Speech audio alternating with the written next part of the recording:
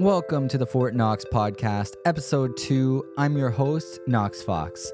Today's discussion is going to be all about password managers and why I think you should have it in your security toolbox. Now, I'm sure we all relate when it comes to having a family member that writes all their passwords down, maybe on a little notebook in front of their computer. And today we're going to discuss on something that's a better way of doing that. Still having your passwords written down, but encrypted in a more secure place. This can be locally on your hard drive, or it can be in the cloud using a tool such as 1Password, Proton Pass, or many more. And we're going to discuss which ones I use and which ones I have used and why I think you should switch to using a password manager if you aren't already. And I'm not just saying that. There's actually a study done that shows that people are just bad at making passwords. We like simple passwords and we like to think that, hey, nobody's going to know. But NordPass actually did a study in 2021, and I'm going to be putting this in the show notes for you. But they reviewed 2.5 terabytes of passwords and found the most used passwords that are used around the world. You can sort it by where you live, which country you live, if you want to see what is your most used password in your country. But I'm betting you can guess what the most used password is in the world globally. And it's not a good one. I'm going to tell you guys, the most used password globally in this study in 2021 was 123456.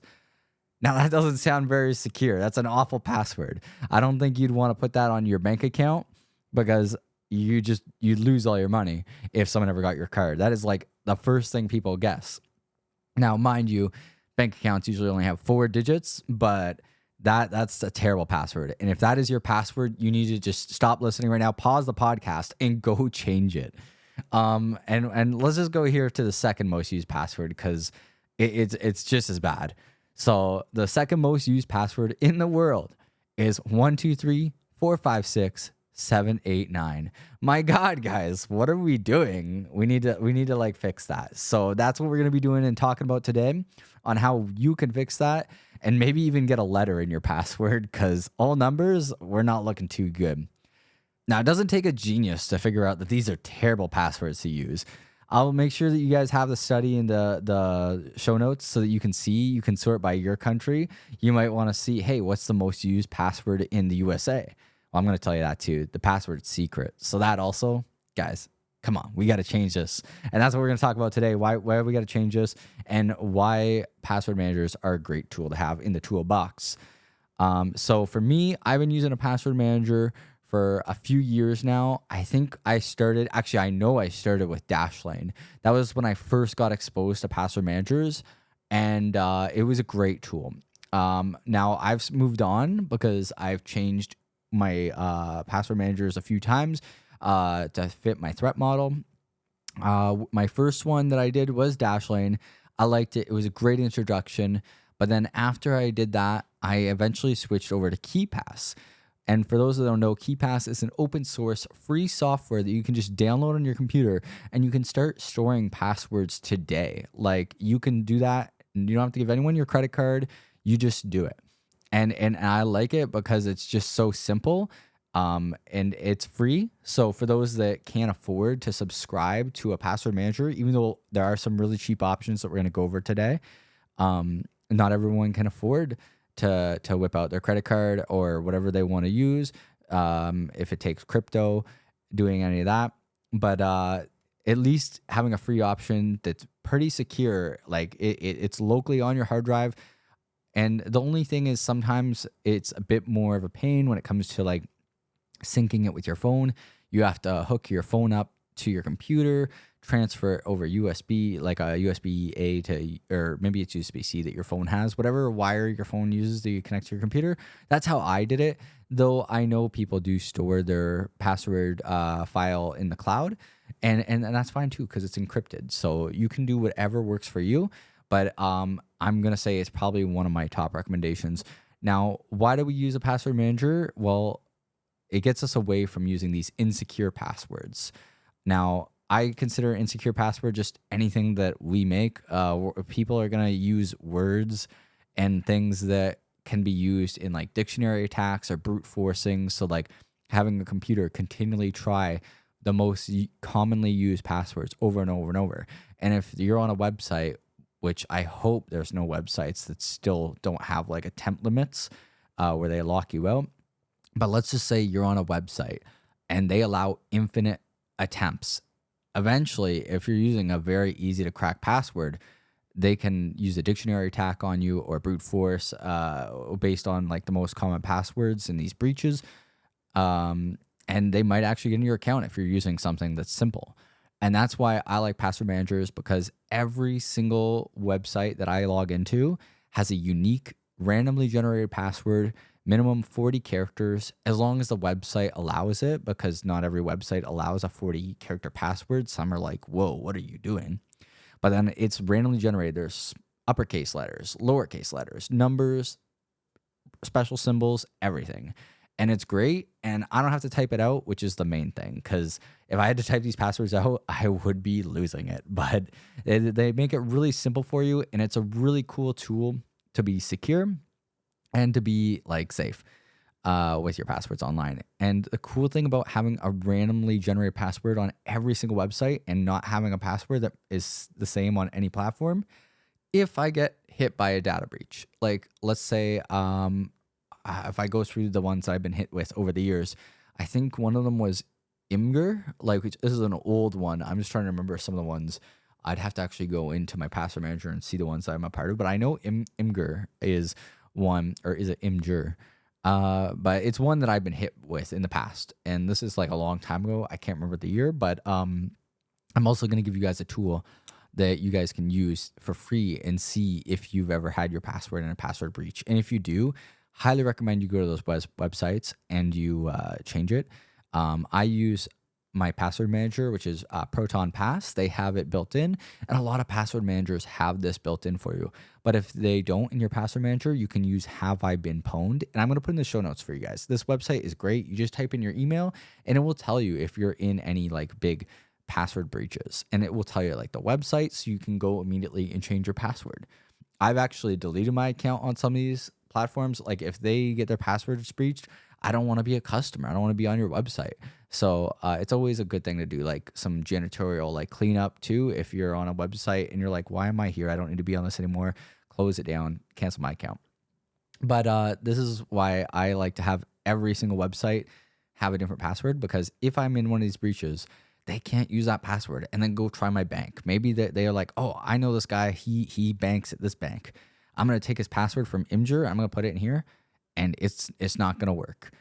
That's only one part of my security model when it comes to my logins. And this is something that I really like about Proton Pass that I'm going to go into a bit later. But I also love their alias feature. And there's other ways to do that. And I'll discuss that just in a little bit. But I just wanted to get into the like starting point of like why I think everyone should have a password manager. And one, it's just for that. Like if you're in a breach, that password is unique to that website. That's it. That's the only website you were affected on, because there's nothing more painful than, I don't know, maybe you have 100 logins or maybe 150 logins. I know I have quite a lot if I go to my password manager, but not everyone's the same. Some people have less, some people have more. But when you have a lot of logins and you have the same password reused on all those logins, now you have to go and change it on all those logins to be like safe from that breach. And that's where password managers really save you, because yes, the initial setup going to every website, you can do it like right away when you first get the password manager, or you can do it like over time as you log into each website. But eventually you want to have every website away from having reused passwords, because that's going to keep you secure online. Of course, there's more things for securing your accounts than just having a strong password, but that is a good place to start. Later on, we're going to have another episode where we go into two-factor authentication and multi-factor authentication, like having security keys or time-based codes, because those are other tools that you'll want to eventually have on any account that allows you to have that. Because if your password manager ever got compromised for some reason, maybe you didn't make a good master password, and the master password is the one password that you need to get into your password manager. Sometimes you have two if you're using like Proton. I have two on mine because I want to make sure that it's not easy to compromise. But if for some reason you used 123 4 5 6 as your password manager password, then all those super strong passwords that you generated were meaningless because now they're all there for the attacker. And having 2FA is going to protect you on those accounts. And that's why we are not going to put any 2FA into your password manager. You do not want to store your passwords and your second factor authentication into the same place because it is a second factor. And if we put them all into a password manager, yes, there's encryption, and it's only as secure as you make your master password. And if your master password is out there, then we've done all that for nothing. You can have a 64 character password, but if your master password is compromised, then it's all there and open for them. So that's why we're going to talk about that in another episode. And I highly recommend using 2FA on your accounts, but making sure that you use something that's separate, whether that be like Aegis or security keys. I'm really for security keys. I think that's one of the best options, but we're going to go through some of the options that are out there for you and why you would pick one over the other. Now, if you want it to be simple, you can put it all in one place, but it is definitely not like recommended security wise, because you're only going to be exposing yourself to more risk if for some reason your master password was compromised. And we want to make sure that your accounts are secure, and that's what this episode is going to go on to talk about. Now, maybe you're familiar with some security best practices when it comes to passwords. I know a lot of people might be exposed to some best practices maybe through their employer or something. Now, I did want to go a little bit into a story about my employer. I'm not going to tell you where I work, but this is something that I absolutely am just mind blown for, because the company I work for, they're pretty big, but we have one of the worst password management like routines when it comes to my workplace. And sadly, my workplace, I do not use my password manager when I'm there. I have like a bit of a trust issue because all our computers, they're given to us by our company, and they're basically like open IT. They can see everything that you do. So I don't do anything personal when I'm on there. It's strictly business when I'm on my work laptop, because everything that happens on their network, on the laptop, is exposed, even if it's like behind encryption. There are ways that an IT department can see through that. It's like a man in the middle kind of thing. And I don't want to expose myself to any unnecessary risk. I don't want my passwords being given to my workplace because I don't know who is looking at them. I don't know any of that stuff. And I don't want to expose myself to that kind of risk. But when it comes to my work, I have to use a password that I think of. And that's where we're kind of getting into some bad practices, because now it's no longer randomly generated. It's no longer 40 characters long. We're going into like words, simple words and numbers and special characters.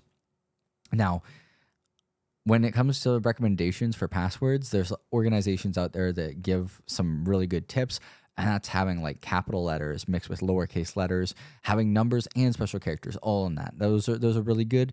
Having a minimum characters of like 8, that's a good place to start. That's all tips that my employer does follow. But one that I think that is just so bad, and we need to get away from this practice. And I'm sure you guys listening have probably had to deal with this. I don't know if it's a website that you've used, or maybe it is your employer as well. But we have it where you have to change your password every 90 days. And that is such a bad practice. It just opens a can of worms, because a lot of employees, they don't have many passwords that they remember. A lot of people only have like 2 or 3 passwords that they use. They have their one that they use when special characters needed, one for capitals. And when it comes to changing passwords every 90 days, the second part of that is they have a rule that you can't use the 12 last passwords that you used. So the last 12 passwords are saved so that you can't go back and use them. Now, what does this open the company up to? Some terrible password practices by the employees, whether it be maybe writing passwords down in a notebook on your desk, or having a sticky note on your monitor with your password in it, which I hope nobody listening does that. That is a terrible thing to do. The password trick that I use to get past their rules, and this is also hated by security experts, and this is why this is not a recommended practice. I can't believe so many businesses do this, is I just take my password. Let's say my password is cat and dog One. Okay, well, 90 days has gone past. Well, now I gotta do another password. It's been 90 days. Well, I can do cat and dog 2. Okay, now I'm good for another 90 days. Oh, 90 days up, cat and dog 3. And this is terrible because you're not really any more secure, really. You're using the same password, you're just going up depending on how many days have passed. And I've done this, I think, upwards of like 40 times with my company. I'm at like 40, cat and dog 40. And awful. And for someone that actually like cares about security and privacy, I should not be doing something like this. But sometimes you just can't be bothered when I can't trust putting my password manager on my machine, let alone I can't install a local one on the machine because I'm restricted to what I can install. I could if I want to call IT and tell them why I want to put it on, but I really don't want to be bothered with any of that. I just want to put in my password and go about my day. And that is the thing. People are simple. People want what's fast and most efficient and least painless for them. And what's least painless? Maybe using a bad security practice. And this is why I think we should use password managers more.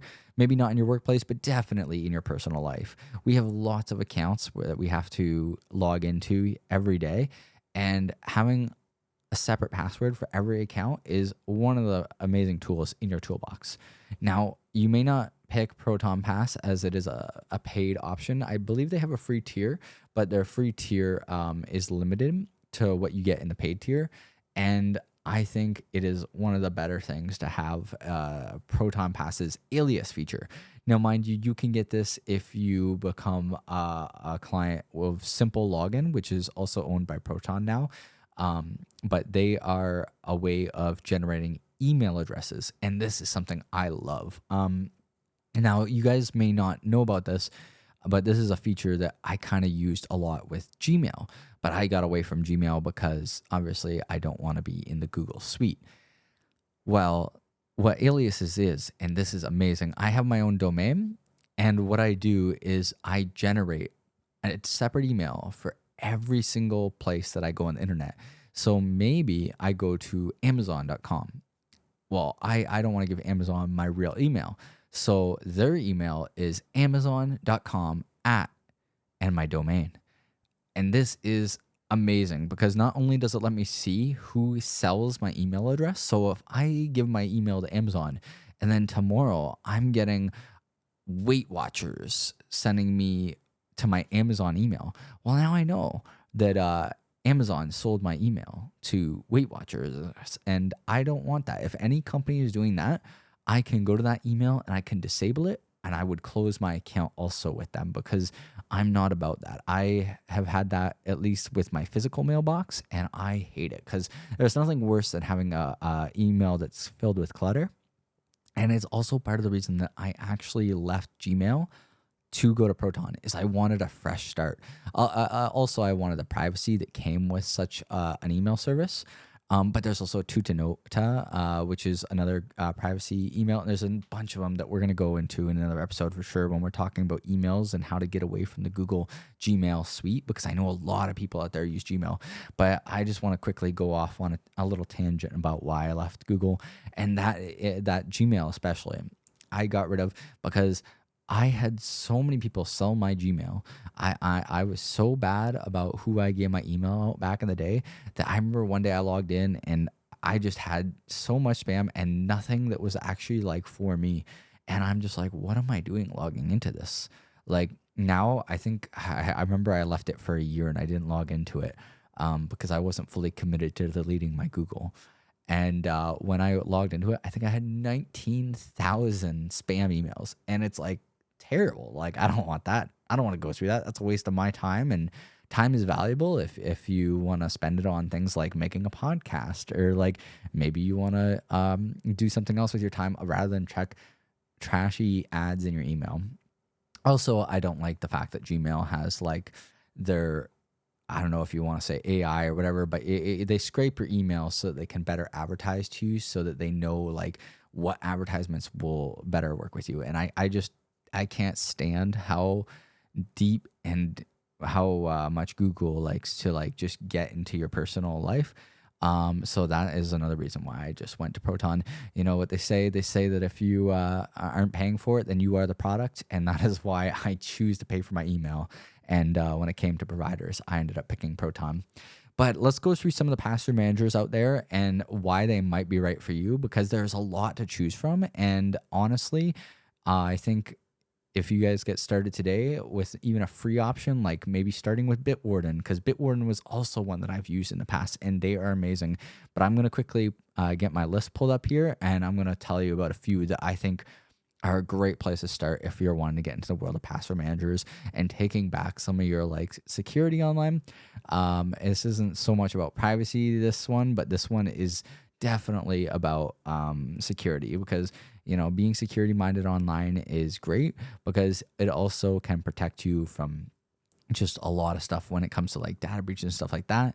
Because when your stuff gets out there like that, you don't want a data breach for like some no name account to affect your banking or something like that, or somewhere else in your personal life. And maybe they'll end up logging into like your social media if for some reason you use Facebook and see stuff that you don't want others to see. We put guards on our social media, like our privacy policy on like individual people.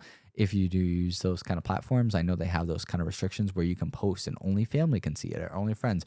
But if someone gets in and they can see everything, all your conversations, that's such an invasion that I'm sure no one wants to deal with. What if they like post something on your wall that you don't want? Like I don't know. I think a lot of people that would listen to this probably don't have Facebook, but you never know. Some people need it because sadly it's the only way they can communicate with family or something. So I don't want to rule it out, but it's definitely there. So just give me a second. I'm going to pull up this list, and then we're going to go through some of the ones that I think are good for the people listening, and my personal recommendations and what I've used and what I haven't used. I'm going to make sure I'm pretty open about what I have and haven't used, what I've heard good things about, and I'm going to put some show notes down about some password managers and stuff so that you can make a decision for yourself, because at the end of the day, it's a very personalized thing. It's something that you have to pick for yourself. But I just want to make sure that I tell you from my experience, because I've used quite a few, and I think that at least I can help someone pick one that is right for them.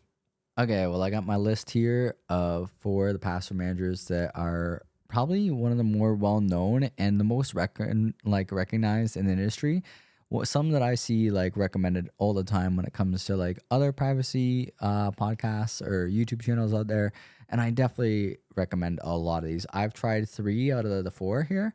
So I'm going to leave the one that I haven't used until last. But let's start off with most of these all have a free option, so that's like amazing.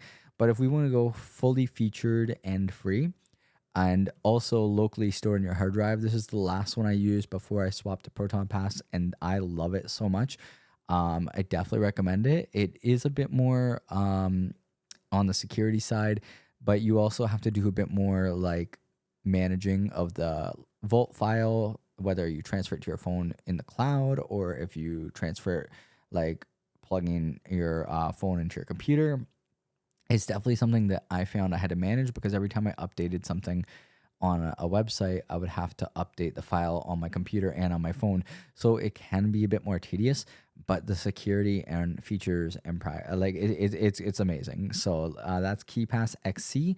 And I'm going to put this in my show notes as the first option for you guys. But this is a software you can download straight onto your computer, and you can get it on your phone. There's a lot of different apps that support this locally hosted option, and you can basically make the vault on your computer or on your phone, name it whatever you want to name it, and start putting your passwords in there. It will auto type it in for you in your browser if you put in the browser extension. But if you don't want to have it touching the browser at all, you can use their auto type function, and it will auto type your email password for you on the website. It will just go to the last application, type, and then tab, then it will type, and then it will hit enter. And it's honestly really good. It has a lot of features, a lot of functionality. You'll get access to like a health check, so it will tell you where you have very weak passwords if you've used your passwords multiple times, and it's free, and I don't know how you can beat that. Like not having a price. It's open source, and it's highly respected in the privacy community. So I definitely would recommend that as like my first option. Super good. Now I'm gonna go into the second one. This is the one I'm using right now, and I really love it. And I've been paying for the Proton Suite for a few years now. I have the Visionary package, so I've been with them for quite a while. Um, so I just want to make sure I get that out of the way. I'm not like a partner with them. I don't get anything from like recommending them. I just really like their products. So there might be a bit of bias. I just want to like get that out of the way since I use this personally, but I think it's a great option. So Proton Pass, they have a free option. There are some stuff that's stuck behind a paywall, like their dark web monitoring, their advanced account protection, like their Proton Sentinel, and all that. Secure sharing and 2FA. It seems 2FA is the thing they always put behind a paywall, but I wouldn't recommend putting your 2FA in your password manager anyway, so I don't think that's too big of a loss. Honestly, the features that you do get for free make it very worth your while. So you get numbers of users, you get your one. You get to use both the desktop and the mobile apps. You can use the extension if you want it in your web browser, but again, the web browser is like one of the most exposed pieces of software we use. It's what we use to connect to the web. So I personally don't have the extension in my browser because I don't want to attach all my passwords to my browser.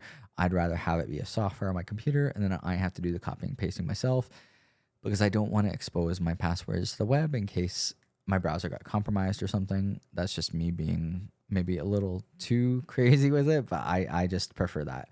You get your passkey support. So if you don't have a hardware key and you want to use software passkeys, which are a pretty new feature to Proton, it's nice to have the passkey support.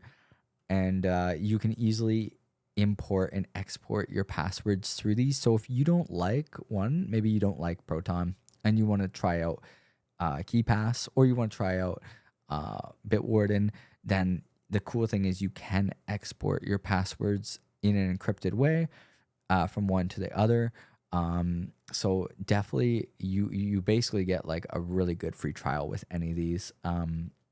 You'll be able to see all this for yourself too. I'm going to put all these in the show notes. The thing that I think is the highlight for Proton is they give you 10 aliases to use. So how I was saying how I mask my emails and I give every single business their own email.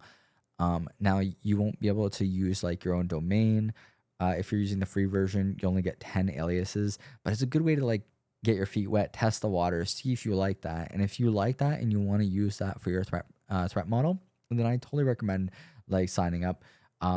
They're really cheap on their paid plans. I'm going to go through all the paid plans of the ones I talk about. So Proton Passes is it's in Canadian because I'm from Canada, but I believe that's $299 US a month because it's $375 basically a month up here for me.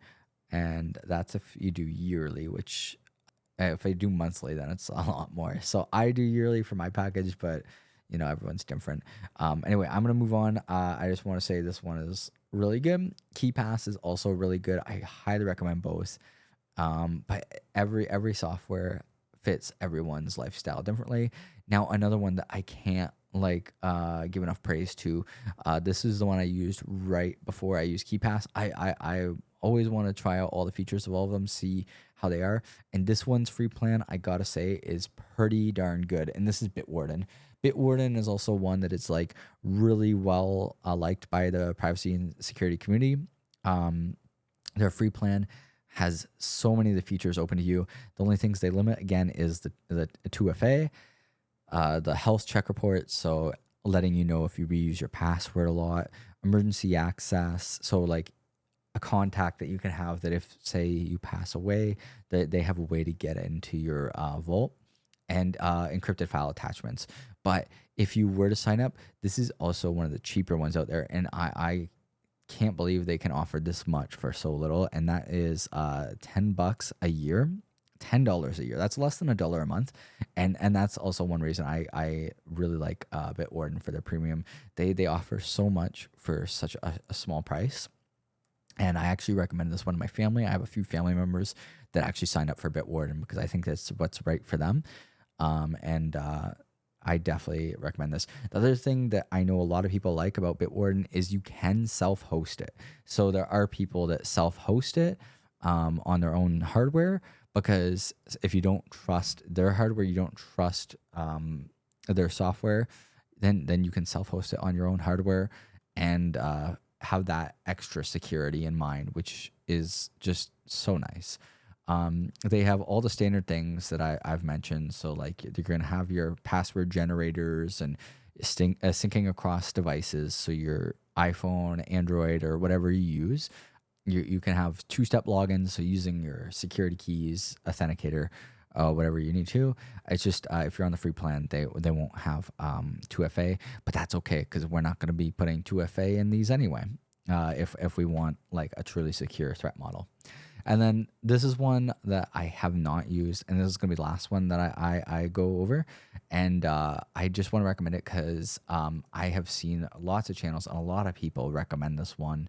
I have not personally used it, so I can't fully justify all that, but that is 1Password.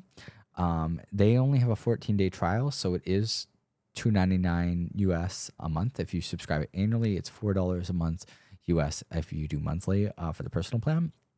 But I have heard so many people that love the feature set that it has to offer, and I'm gonna link it for you in the show notes. All of these are gonna be in the show notes, and you can see what's right for you, what has the feature set that most works for you. But I did want to say that one because it is one that I know many channels have recommended, and I personally haven't used it, so I don't know. I would actually say go for the other three, but I'm gonna mention it because it is a very well known one, and I want to make sure you have choice. But when it comes to like things that I know, Bitwarden and KeePass and Proton are like top tier in this industry, I feel. Now you may already think, hey, I have a good enough password. My passwords are fine. I don't need to randomly generate my passwords. And you may be right. I don't know your password, but I also have a tool that I think you guys will like. I'm going to put in the show notes, and I highly recommend you use this because it's super cool information. It's actually a website called security.org, and then it's / how secure is my password. I'm going to link it because it's a lot easier to click a link than go off of what I say on the stream. I also didn't include the dashes in there, so make sure you check the show notes for the link.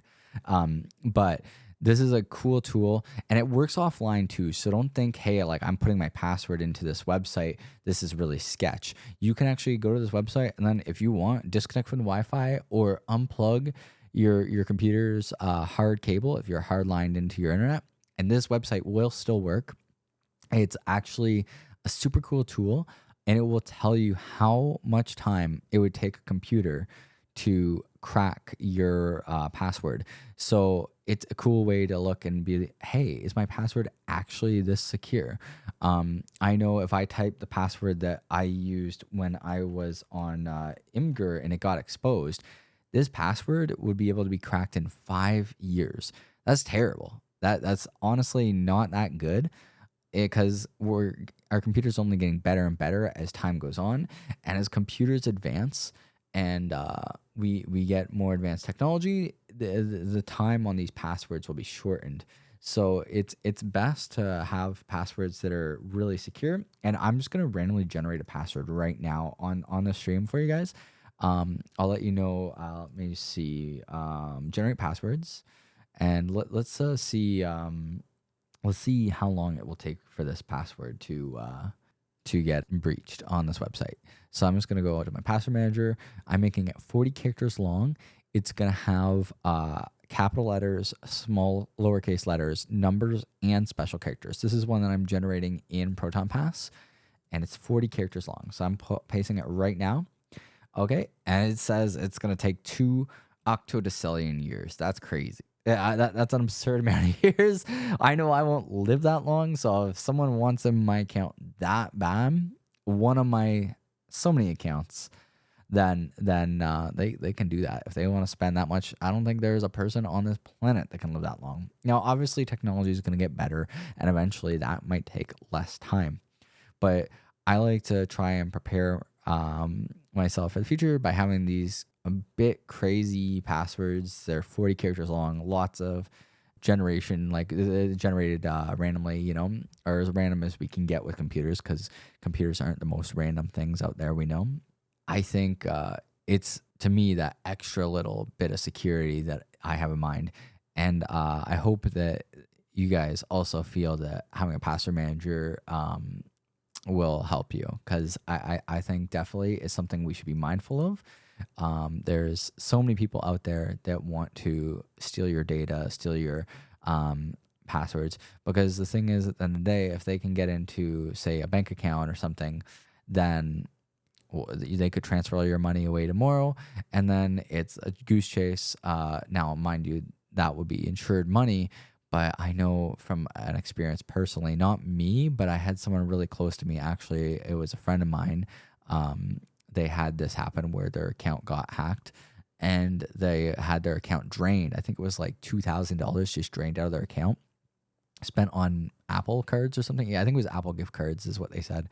But how long did it take for the bank to get them their money back? It took 2 months, because the bank, they don't rush to get your money back. So I think some of the responsibility is on us to make sure that we do our best to secure our online lives, because not everyone has our best interests out there. And that's why I think these are such good devices. Anyway, that's pretty much what I had for today for the password manager segment. I'm definitely going to go into like 2FA in a later episode. We're going to be going into why 2FA is important, how the different types of 2FA, because there's one-time passwords, there's security keys, there's pass keys now, and there's SMS codes, which are just terrible. And we'll go into why they're terrible in that episode, and also like emailed codes. There's lots of different ways to secure your accounts. Some are better than others, and we'll discuss why they're better than others. And I would love to hear what you guys think of the show. I'm pretty new to this podcast. I want to get better at it, so I'm just starting out, and any feedback you have helps. It would be great to have you guys join. I'm on Mastodon. I'm going to put my Mastodon in the show notes, and I'm also going to put my Simple X group chat and our Element or Matrix chat. I have a Matrix room that I've opened. It's an encrypted chat platform or protocol. I use the Element desktop app, and I would love to see you guys join in there so we can have discussions. I'm definitely getting into more like actual privacy stuff. I know I've started a lot with security, but I feel like security is a good start, and then we'll go into privacy and why privacy is important to me. And ways that I am more private online, and trying to get away from like Google and all the advertising agencies online that want to know everything we do. Like, it's crazy. And we'll definitely go into things like that with like what browser settings I use, what browsers I think are best to use, what I use personally in my threat model. And I would love to hear what you guys use. Like, that's why I have these chat rooms, the Mastodon, if you want to reach out to me on there.